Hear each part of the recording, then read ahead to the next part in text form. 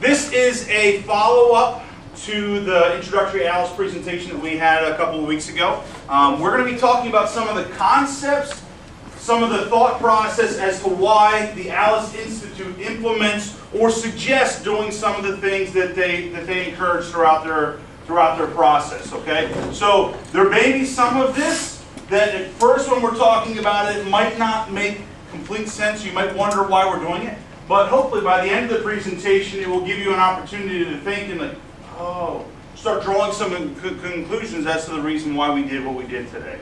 Okay, so again, this is just going to be talking about some statistics and some of the reasons behind some of the strategies that ALICE promotes or suggests for an active shooter scenario. Okay, so we're going to run through the presentation real quickly here, and we'll get some opportunities for participation in this. First part's a little video. Listen to the directions of the video and follow along. The monkey business illusion. Count how many times the players wearing white pass the ball.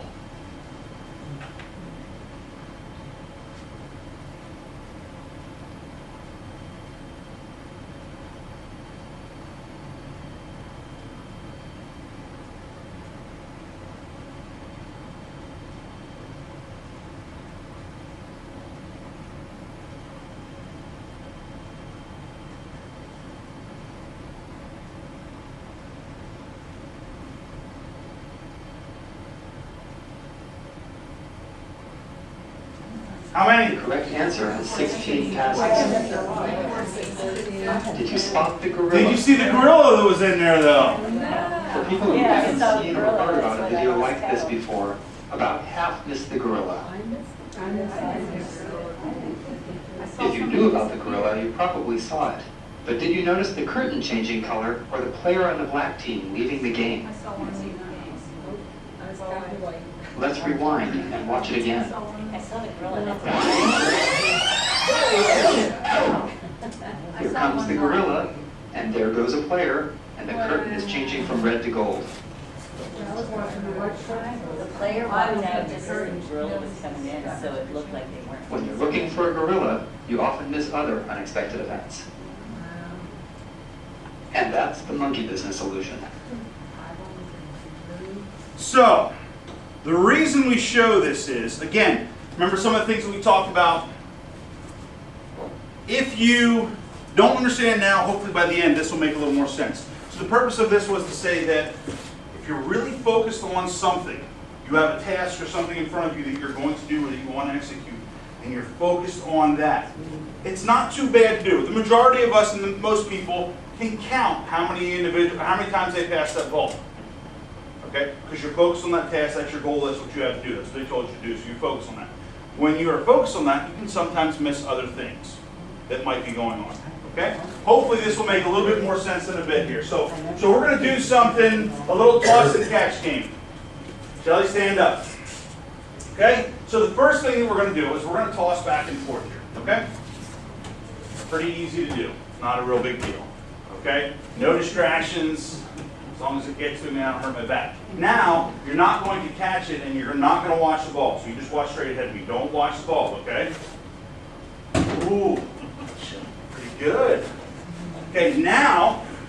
What if you would have really hit me? Because it did kind of skin. That's all right. It's a dodgeball, it won't hurt. So this time, I am going to hit you this time, okay? I'm going to hit you this time, but it doesn't hurt. It's soft, okay? It's going to be kind of fast. Throw back. Hard up it though, okay? Well, let's switch. Let's not throw this. Let's throw this, okay? Okay, so I'm going to throw this time. What did she do? She flinched, right? Okay? So thank you, Shelly. Sit down. So the initial purpose of this is to show you that if there's something coming at you, a threat, something coming at you, no matter how hard you try, your body's natural reaction is to protect itself. Okay, that's normal. That happens. Okay? This wasn't that big a threat because she knew if she got hit by this, well, it's a soft foam ball. It's not going to hurt. However, this could hurt if she got hit with this. Okay? So this gave a little bit more accurate of a picture as to what would happen. Again, you'll make the connections in a second here. So the other part of it was to watch the eyes. Okay, she did a good job. Her eyes didn't move at all. But usually what happens is you sit and watch it and they end up going like this. The eyes fall. Okay, again, because it's a natural response of your body to follow along with that. Okay? So, pop up again now. Okay? You're a gunman now. Go ahead. I'm what? You're a gunman. Point your gun at me. Get ready to shoot me. Okay?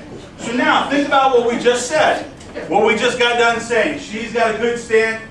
She's got a stance anyways. I don't know if we'll go as far I'm as not a good. gunman. But she's got her gun pointed at me, all right? So, And I'm not even a lefty. all right, we got to work on the good part. Anyway, so we just got done saying natural response is if something's coming at her, what's she going to do? She's going to, like subconscious response is going to be to protect herself, right? But So if this I'm a comes at gunman, I'm you. going to shoot it. You're not going to shoot this. If I'm the You're gunman. going to shoot me, not this. Okay, so this comes at you, and what do? What are you going to Fire. do? Okay, but before you do that, because the natural response, what are you going to do? You're going to duck to get out of the way, right? Well, when she ducks and gets out of the way, where does her gun go? It moves. It changes its orientation. It's initially pointed right at me. I'm her target. This comes at her, and she ducks to get out of the way, and the gun's going to move. Well, something that is also associated with this movement is what's called a trigger response. Okay? So the gunman flinches, and at the same time they flinch, they pull the trigger. That's a good thing, right? Because before it was pointed right at me. If she pulled the trigger, it was probably going to hit me. If she flinches and moves and pulls the trigger, the gun's being discharged, not pointed at me. That's a good thing.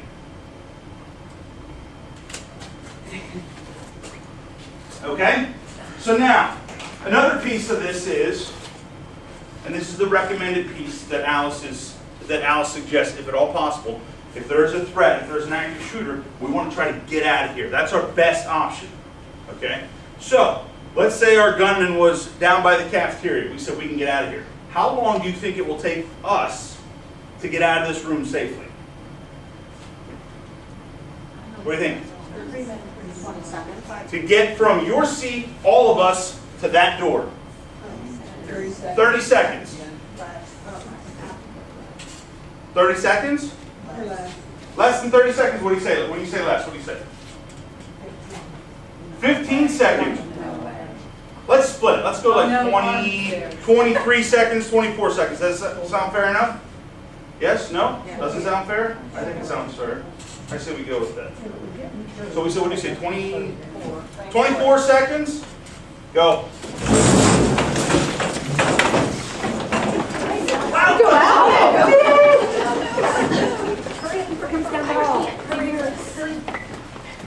You don't have to. I was just gonna say, I can't. Yeah, you're fine. You Just do. Good. Come on back in. back Come on back in. in. Come on in. You're good. This is the part where if you can't, just stay seated. Okay?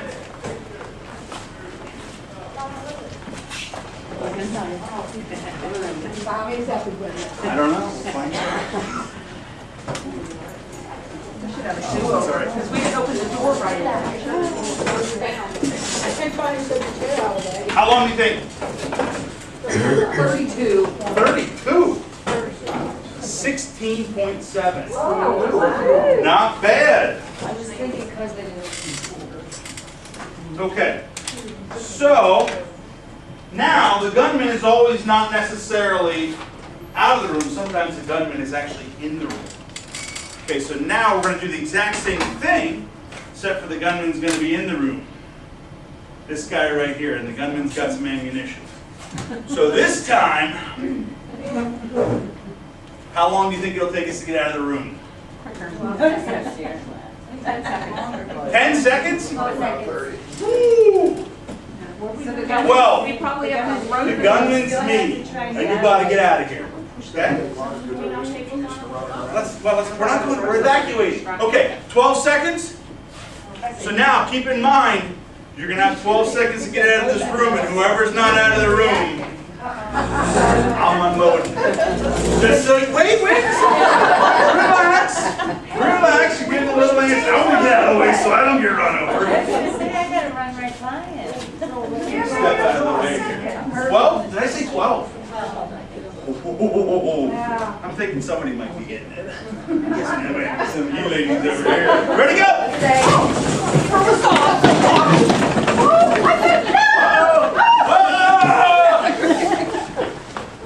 These guys are slow. I took the caboose. All right, come on back in. Come on in.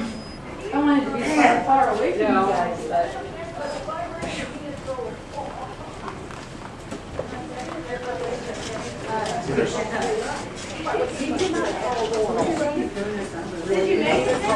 I was getting ready to. I threw one. The first time that we did this, I had an opportunity to throw one. That was the only time. And I'm pretty sure after I threw the ball, my shoulder was laying on the floor because I didn't warm up. How long did it take?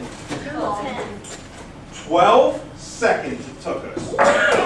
12 seconds. Okay, now, so I want you to, the first time we did this, I said, how long is it going to take you to get out? It wasn't too bad. You guys kind of get up, moved on over there. Second time, when you found out that you might be getting pegged by a ball, okay, did you notice anything physically happening in your body? Your heart started racing, okay? You know what that is?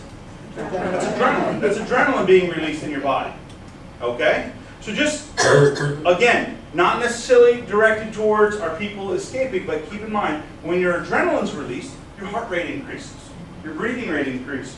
Blood flow is shut off from unimportant organs like your skin, your fine motors, muscles like your fingers and stuff like that. Blood flow is shut off to those areas. It's going to your major muscle groups to prepare you to either confront whatever the threat is or to take off and run. Okay, so keep that in mind. Okay? So we kind of went through a couple different things without me putting them up there. I hope you guys are all right. Okay?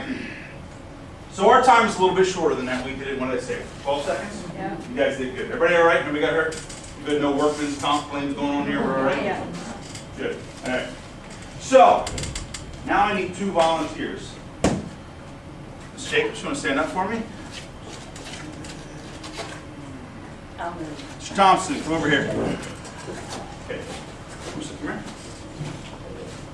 Okay. Come this way. You keep coming, Mr. Thompson. First, you want to stand here. Take the ball. Okay? So, turn around. We're going to protect you. Okay? Hit him. Hit him. Take a big step forward, Mr. Thompson. Hit him again. Ooh, you're nice. Okay? All right, we're running out of room here. So what we're going to do now, turn around.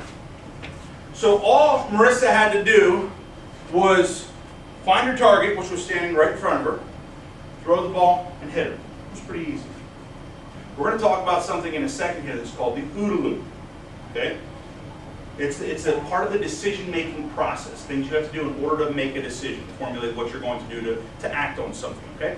So in that scenario, all she had to do was, we took the observe part out because she's standing at her target.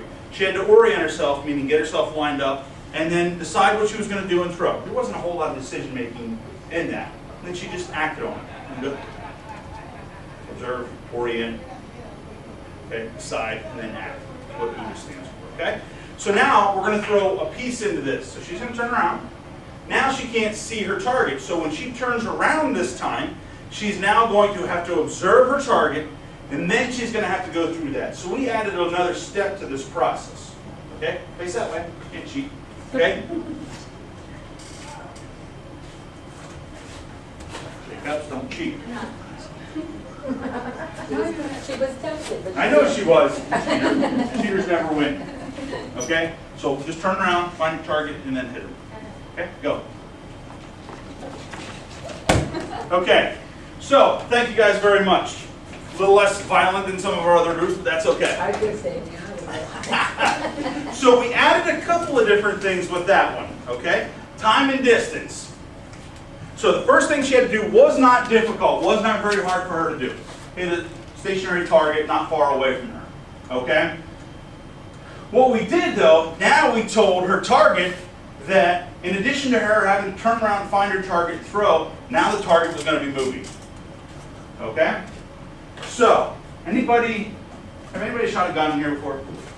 Anybody hunt? Anybody a hunter? Okay. So, deer hunting, kind of right in the middle of it right now.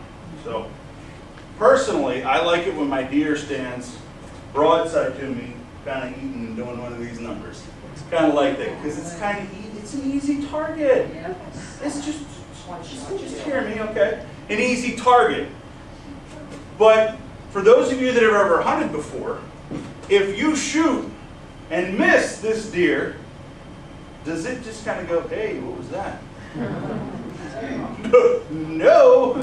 That white flag goes up and they're taking off. And do they run in a straight line like this?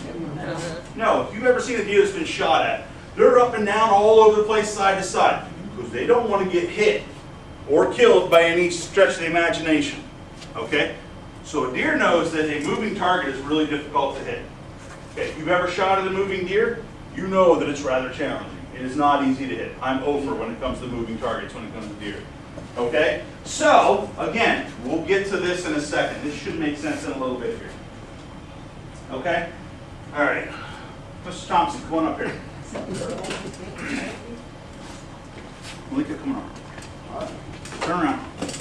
Okay? So, here's what we're going to do. You're going to put your hand out like this. Okay? You are going to stand right here, and you're going to put your hand out like this on top of his hand. Okay? Don't lean over top of him. Don't do this or anything like that. You're going to prevent him. He's going to do a bicep curl when I say go. You're going to keep him from doing a bicep curl. Okay? And remember, don't lean over top of him. Put your body weight on. Just stand there. Ready? Go ahead. Okay? Try it again. Try to keep your hand on her. Ready? Go. Okay. A little challenging, wasn't it? Okay, so now we're going to do something different. Okay? He's going to do the same thing. Put your arm out there. You can do whatever you need to not let him curl, anything you want, without hurting him. Okay, no kicking or biting or clawing. But you go ahead and get yourself set, do whatever you need to. Okay? All right? Ready? Go. Okay? Good, not bad, not bad. Very good. You see what she did differently there? She put two hands on, but then what did you do? Leaned over top of it. Okay?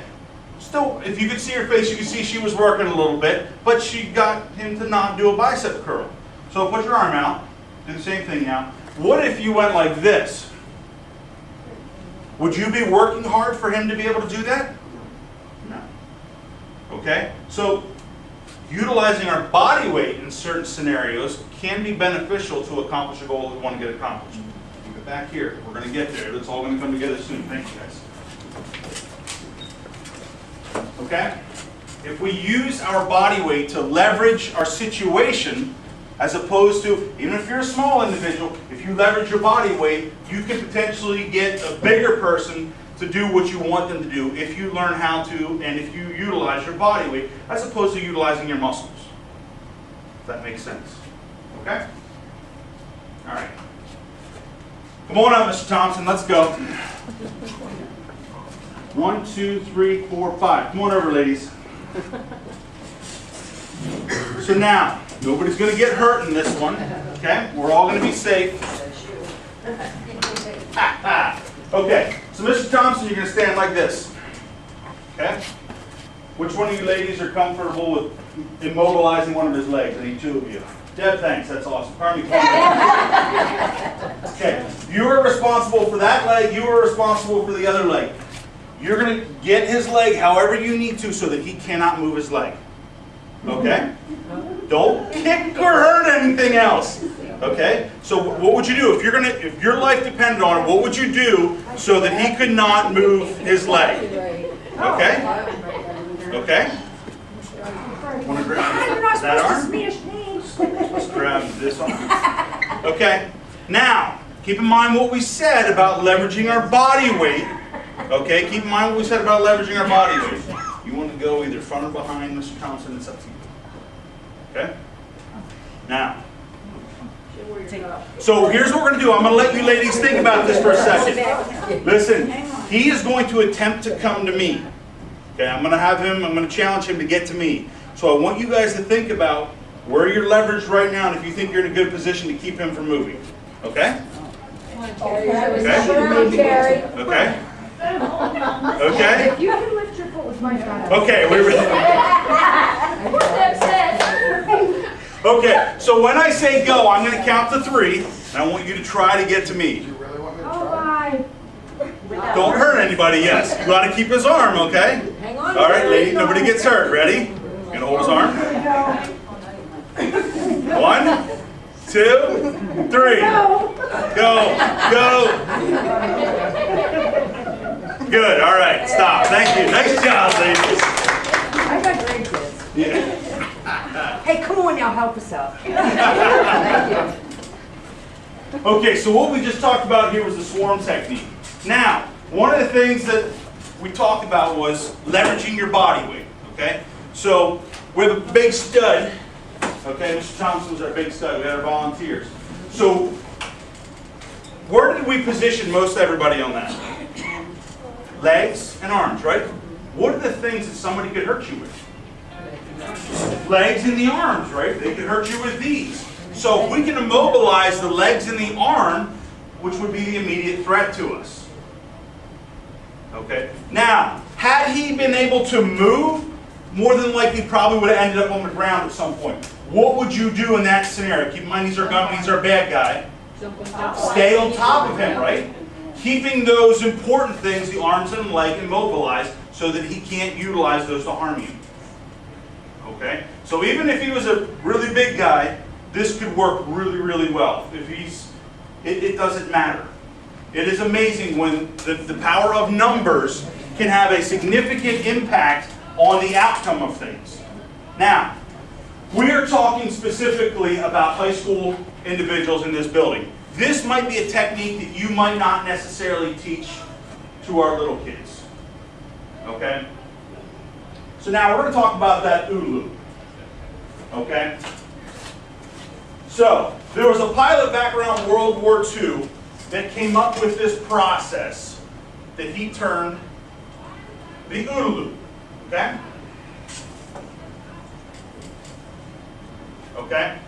So he said to his pilots that he was training that in order for you, because we're talking about dogfights, pilots up in dogfights fighting other planes, he said, in order for you to be able to successfully engage another airplane and shoot them down, you have to do the first thing. You have to observe your target. You have to find your target wherever it's at in the air. Okay? Then you have to orient yourself. Get yourself in a position that you have the most likelihood of shooting down this plane. Then you have to determine how you are going to make that happen. Okay? You guys have all seen Top Gun, right? Seen the movie Top Gun before? Maverick's flying the plane around, that guy's running his tail, and he decides, he knows where he's at. Okay, he knows he's behind him, so he's observed him, he's oriented himself, he decided on his plan to get that guy from behind him in front of him. What's he do? Slams on the brake, goes up in the air, and the other plane comes underneath him. So he decided that's what he was going to do. He decided on his course of action, and then he actually acted on it. Hit the brake, slammed it, the other plane flew right by him, and then he was able to engage him. So that's kind of what this is about. Okay, so now let's look at this from an active shooter scenario. Okay, so let's take this from a gunman's standpoint. We have some individual that is determined to inflict as much harm, deadly force, and kill as many individuals as he can. Okay, we'll use our building for example.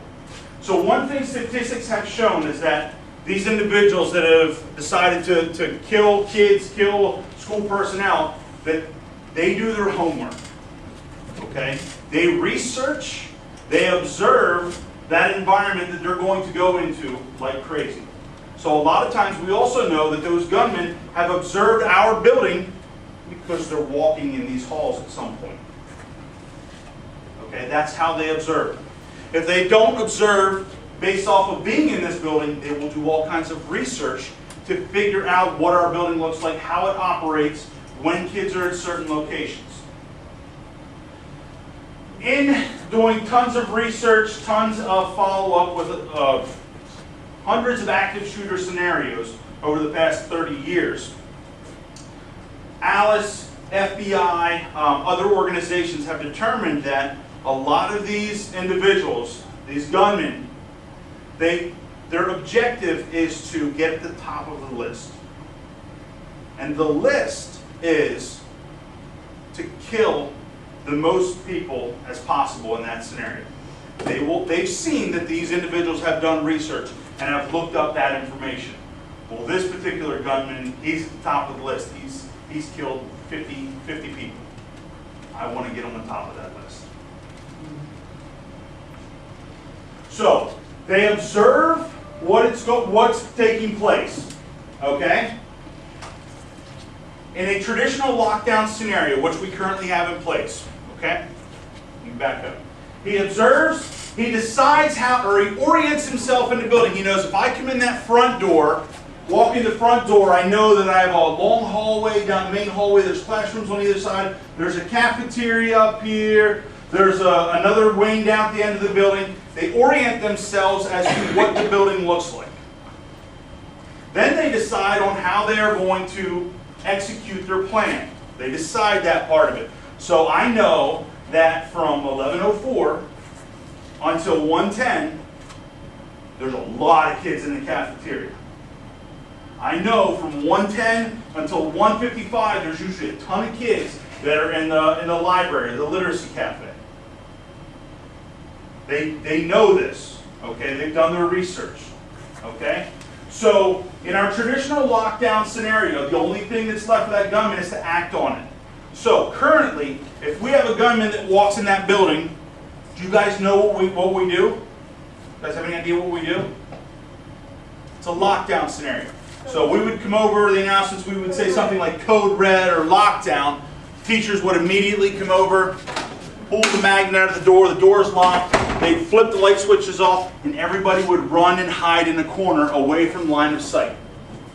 Okay? So that just happened. This gunman is now acting on his plan that he just put together. He's acting on it. So he knows it's the middle of the day, kids are scattered out in the hallways, so he comes through the front door, shoots and kills a couple of our secretaries in the office, maybe myself, Mr. Rance, and then he starts coming down the hallway. Starts walking down the hallway. We make our announcement, everybody closes the doors, you know, lights are turned off, and we're all hiding. We're all hiding back in the corner, or if it's a traditional classroom environment, sometimes kids will be hiding underneath their desks so that they're not seen. Okay, we're safe, right? Because we're behind a door. We're behind a door, it's locked, so he can't get in, right? No. Lights are off. Look at the difference it makes. Lights are off. We're safe now, right? No. We really didn't do a whole lot. So, you guys are now hiding underneath your desks because we're in a lockdown scenario. Okay, we're underneath our desks so we can't be seen. So our gunman comes down the hall carrying a gun, right? He can bust the window with his gun or shoot a hole in it and then go and walk in. So now we're in one of two situations. We are either huddled in the corner or we are underneath our desks. So our gunman walks in. Hey, there's nobody here. He doesn't walk around. Oh, you're all in the corner. Walks over to the corner and starts executing people. And what statistics have shown is if people are underneath their desks and this gunman's walking around shooting people, executing them, as he's walking around, what are the other people on the other side of the room that are hiding underneath their desk not doing? They're not running, they're staying underneath their desk while their friends are being executed.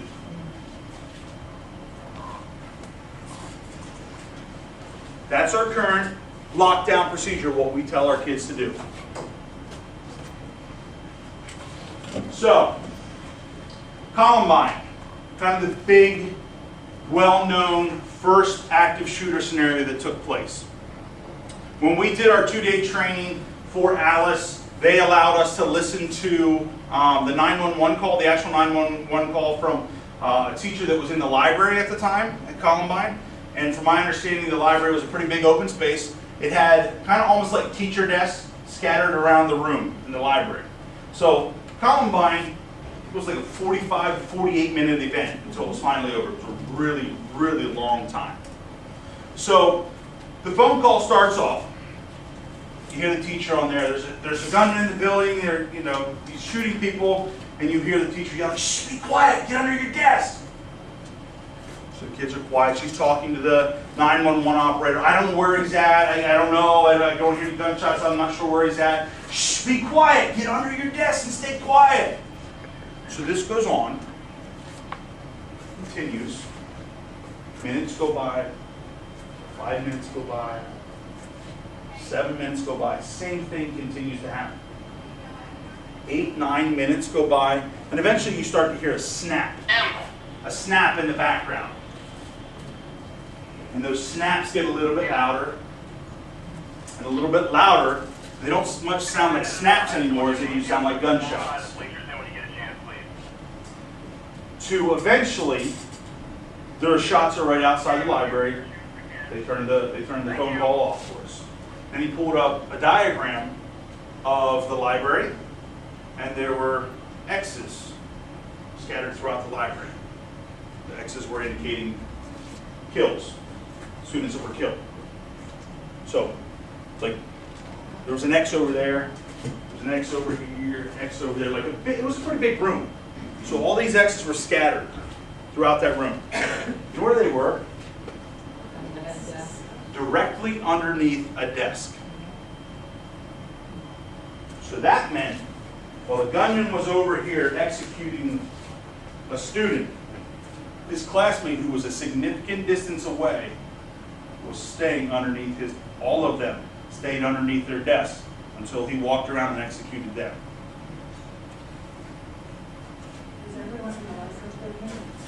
I think there was 1 or 2 survivors. They got shot, but they ended up surviving. So, as I'm talking you through the first part of this while we're listening to the 911 call, what were you thinking? They couldn't run it. They could have been out of that building about a half dozen times, if not 10 times, from the time it took that phone call to start until it was over. But they didn't. They stayed in there, and almost every one of them died. That's where our current lockdown procedure is.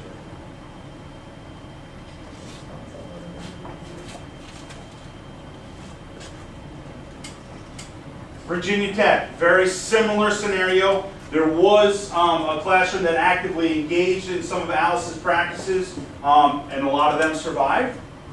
Okay? So we kind of walked you through the OODA loop process for our gunmen. So now I want you to think about everything that we talked about. Okay? So you think about this gunman, and now we're going to directly link it to our OODA loop. Okay? So our gunmen, whose statistics show us, are highly untrained individuals who have very little, if any, experience shooting a gun. The majority of them. Statistics show us 25, 30 years that the people that are the shooters in these scenarios, very little, if any, training utilizing a weapon. Statistics have also shown us that I think around 90% of the time it is a handgun, is it a pistol, if these type of things take place. Okay?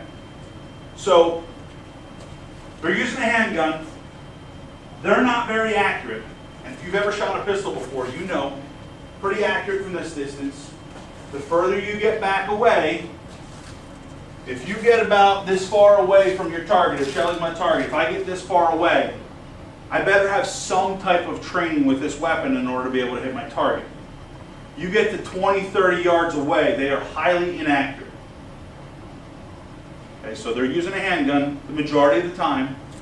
They're highly inaccurate, highly untrained, and these gunmen are hitting their target over 80% of the time. 80% of the time they're hitting their target. However, the boys in blue, who are highly trained on a consistent basis, multiple times a year, they go to the range on a regular basis, they train in scenario type situations. About as highly trained as you can get. Statistics have shown that when they discharge their weapon, less than 40% of the time are they hitting their target. So let's think about this now. If a police officer is pulling his weapon out and shooting it, what is more than likely happening at that point? He's getting shot at, or it is a completely life-threatening event that is taking place. So think back to what we talked about before. When I was about ready to throw the ball at you guys, you said your heart rate did what? It increased, it got elevated. So when he pulls that weapon out of his holster, what the heck's going on here? Heart rate's going through the roof. We also said that your fine motor skills are significantly decreased. What do you need to be able to hold a gun steady on the target? need those fine motor skills to be working accurately. Okay? When adrenaline releases, if you've ever shot at a deer, those of you that are hunters, you've heard of the phrase buck fever. Okay? Try to hold a gun still and a big buck that's coming at you. It's one of these numbers for me. I'm like, please end up in the middle of my sight somewhere. It's because of that adrenaline that's being released. So if our police officers are pulling their weapons and discharging their weapons, that adrenaline's going like crazy. So if there was no direct threat at them and they had that kind of adrenaline releasing, the odds of them hitting their target would be slim because their adrenaline's racing. A lot of the times when they pull their weapons, there's a threat of something coming at them. Other bullets. So, and what did we say when that ball was coming? What are we doing if there's a threat of something coming at us? We're moving, right? So if a police officer is being shot at, are they standing there like this and letting bullets whiz by them or potentially hit them? They're doing one of these numbers and ducking for cover. So, our current method to protect our students, to protect us, is to put a stationary target in front of our gunman without any movement. Hitting a target literally this far away. That's what we do.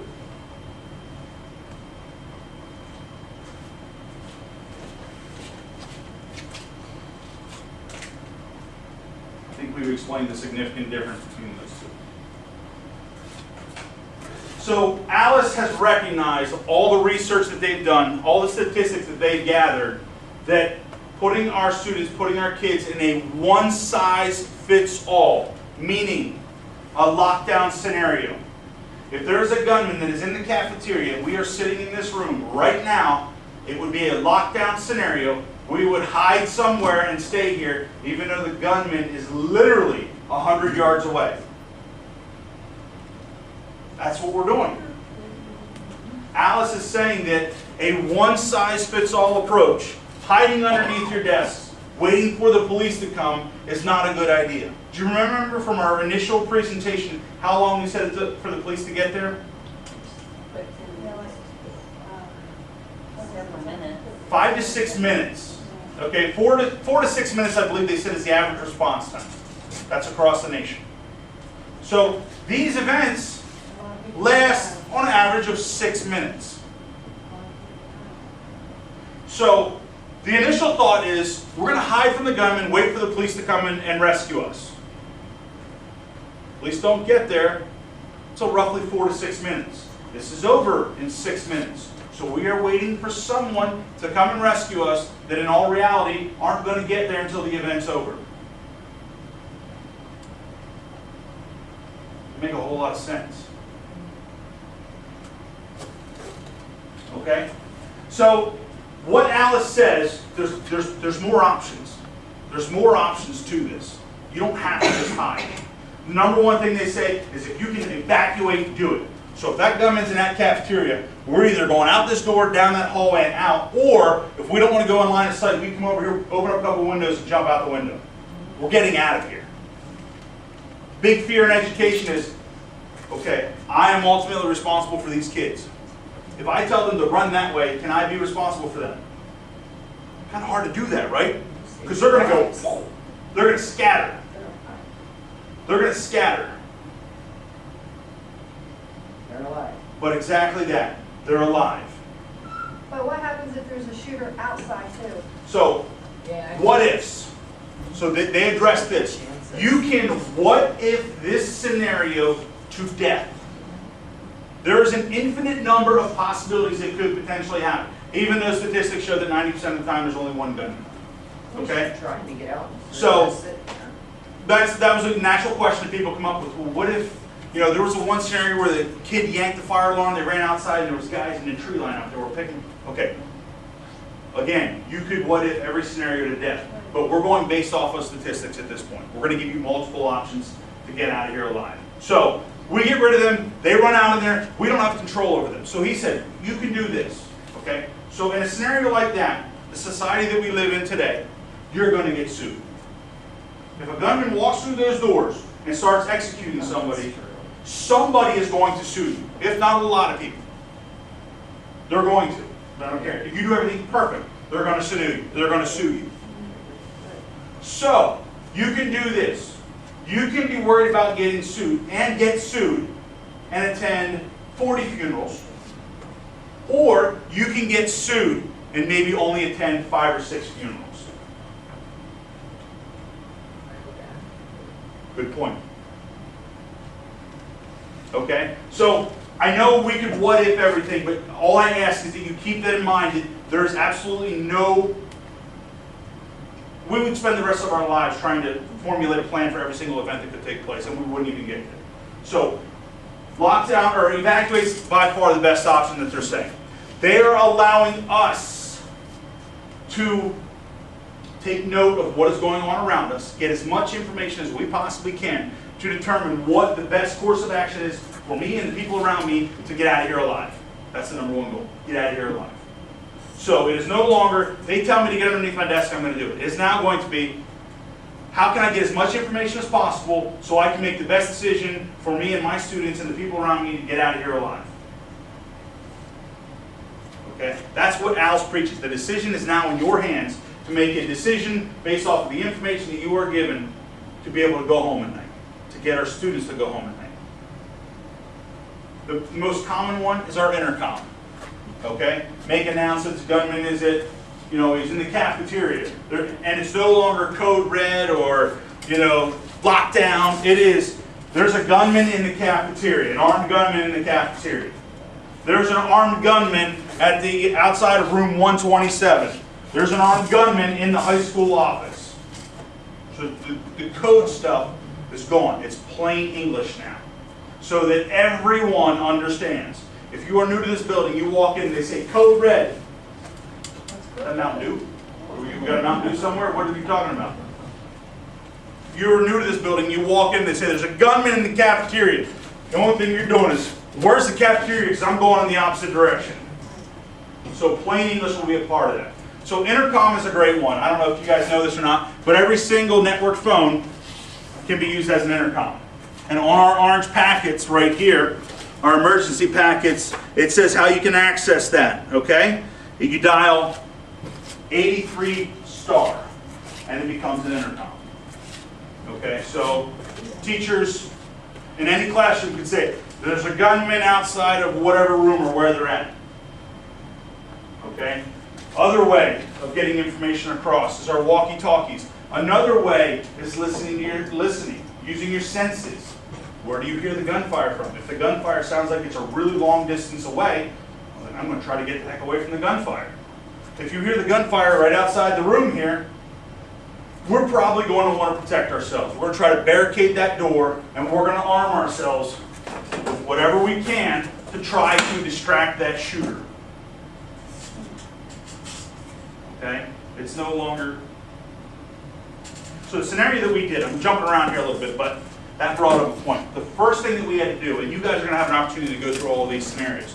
First thing that they said, the first scenario that everyone has to participate in, you have to go through. You guys, if you want to opt out of it, you can, that's fine. But is a traditional lockdown scenario. So we got masks on because we use the airsoft guns. Okay, so they shoot little plastic bees. Okay, so we had masks on. They said make sure you wear long sleeves. This knucklehead did not wear long sleeves. I wore a t-shirt, so I paid for that. They do hurt, I know. So we got our masks on, and they said, okay, we are going to simulate a normal lockdown scenario. Gunfire is going to be represented by an air horn. So when you hear an air horn, that's representing gunfire. Okay?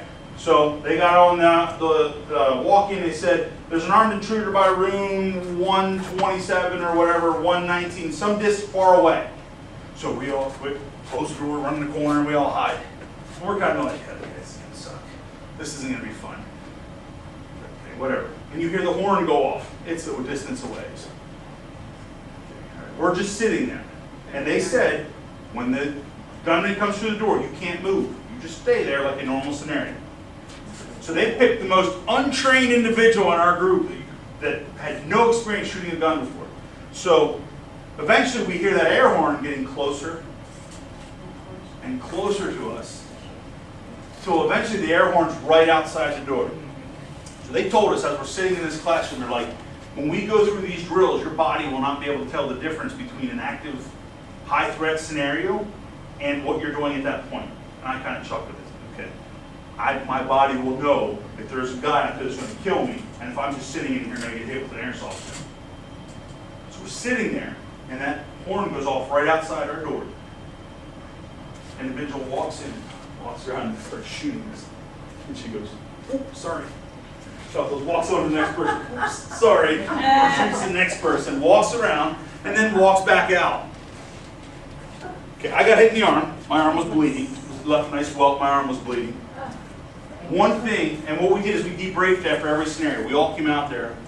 We said, you don't have to do anything else you sold us. It was the most helpless feeling that we had ever experienced. To just sit there and wait. And every single one of us said, felt like our heart was going to beat out of our chest. Because, yeah, you couldn't tell the difference. My heart was going through the roof by the time that individual got outside our door. And I knew it was just going to be an airsoft gun. It's like, whatever. It didn't matter. It was the most helpless feeling. We all said, you don't have to say another word, you don't have to do another thing. We're not doing that anymore.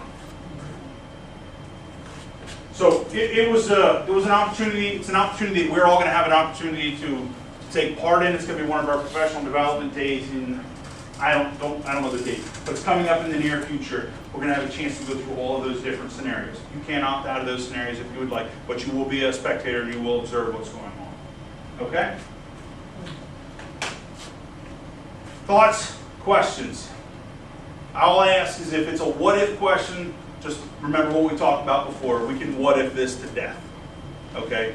But understand that Alice provides you with a variety of different things, from evacuating the building to locking down your classroom or your environment wherever you're at, to swarming the threat, to defending yourself. So one big thing that they get is Alice's big kickback that they hear from people, or resistance, is that you're really telling my kids that they're going to go fight someone with a gun? No, it's not. It's taking back control of your environment. Is what they encourage, or what they say. No, they're not. We're not telling them to fight. We're encouraging them to take control of the situation, to do what they can to take back control of their environment. Okay. How do students get trained? I mean, are we expected to pass this on? What we're going to do, great question, Deb. This is going to be something that, like we do our regular fire drills each month, every month we have a fire drill.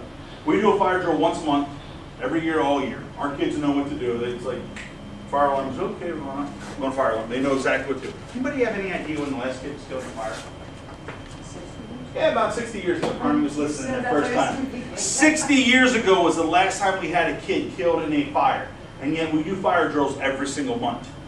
Hundreds of kids have been killed in active shooter scenarios, and we don't do anything.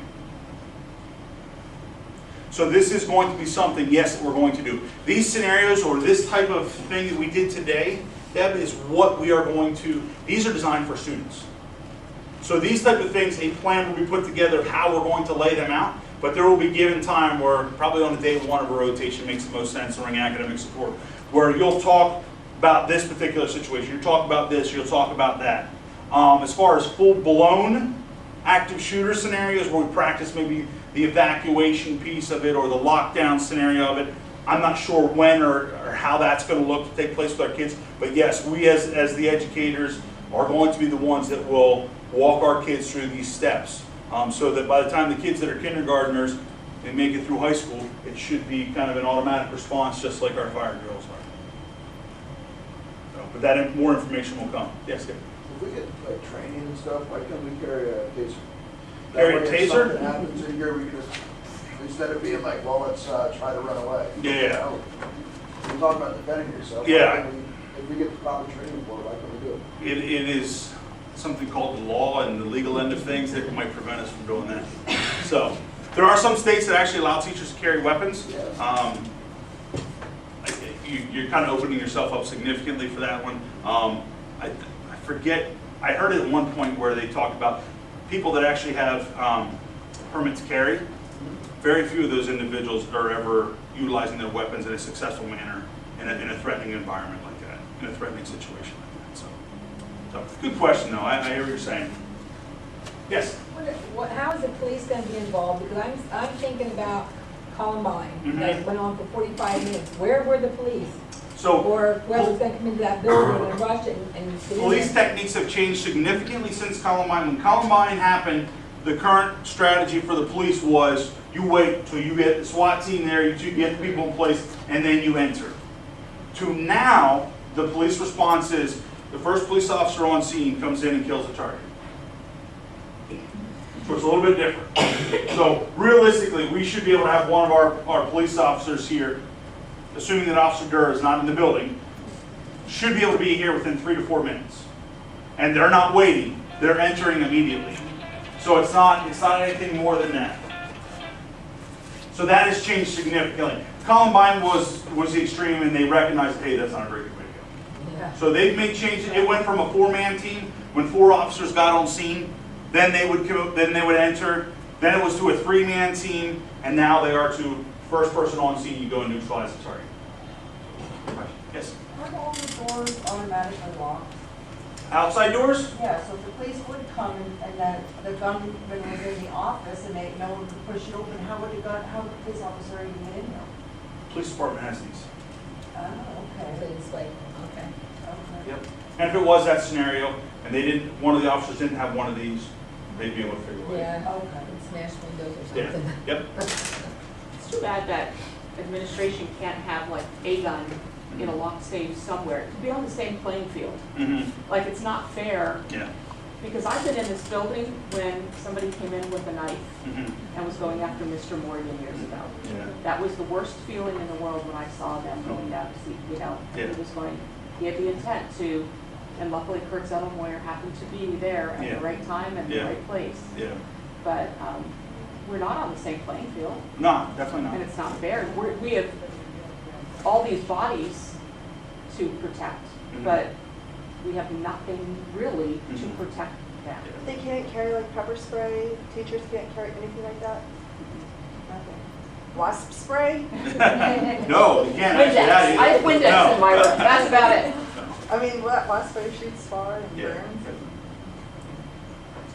Thank you guys for your attention. Like I said, there will be more trainings that will come up, and you'll be notified about when they take place. Thank you guys very much. Have a great day.